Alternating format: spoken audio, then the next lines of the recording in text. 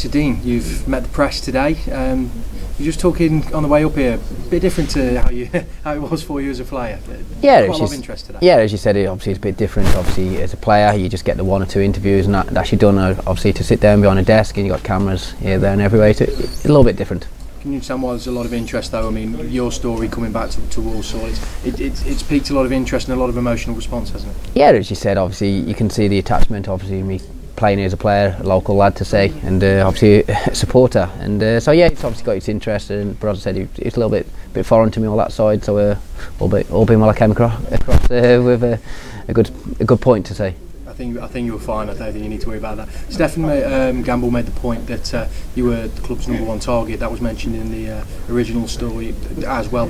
Obviously, hearing that must be a great boost for you personally. Yeah, definitely. As you said, to hear Stefan and Dan both say that, and obviously from the conversations I had with them before we sat down and sorted the deal out and the contract, it was made perfectly clear to me that was the case. And obviously, then speaking with the chairman, and to know that they paid a compensation clause for me, obviously that was massive for me, to know that they entrusted me with me to take my hometown club forward. And yeah, as I said, it's a big statement for me. So all being well, I can do, obviously not just the football club and the board of directors and the chairman, the whole town proud. So all being well, everything can come into place. You met the lads. Well, I mean, you met the lads on Friday when you first came in, but you've had training with them now and things like that.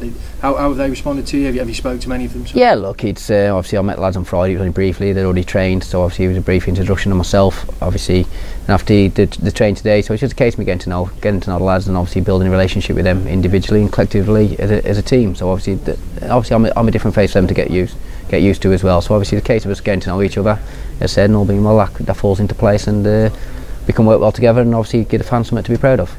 Is it an emotional thing for you? Obviously, I suppose with the decision like this, you've got to take emotion out of it in many ways, haven't you?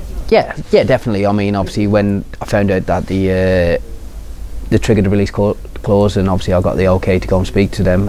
For me, the big thing was I couldn't do the meeting at the stadium, because obviously that was the emotional thing. There's the pictures on the walls of me being part of successful teams and achieving things here. And obviously, with being my hometown club, there was no way I could come in to do the talks here. So obviously we met on neutral territory, to say, and obviously then I sat down with Dan and Steph, and obviously we had an open chat for a couple of hours. And obviously I knew my decision going in there, but obviously I had to just make sure and everything like that. So obviously it was an easy decision in the end. But I'm grateful for Wrexham for everything that they've done for me, and obviously the fact that they dealt with it. I'm not surprised how it was dealt with, because it's a great setup up there, and obviously they operate in the right way. There's been plenty of focus, of course, on the memories of the past. Are you firmly focused now on creating new memories? Yeah, definitely. I mean, people have said to me about, if it doesn't happen, can you spoil your legacy, like you said here? And you know what, I achieved things here as a player. I'm not a player anymore. I had a great time here, and I had a great time with other football clubs. And all I can promise and guarantee to the fans is that I will represent the football club as I did as a player.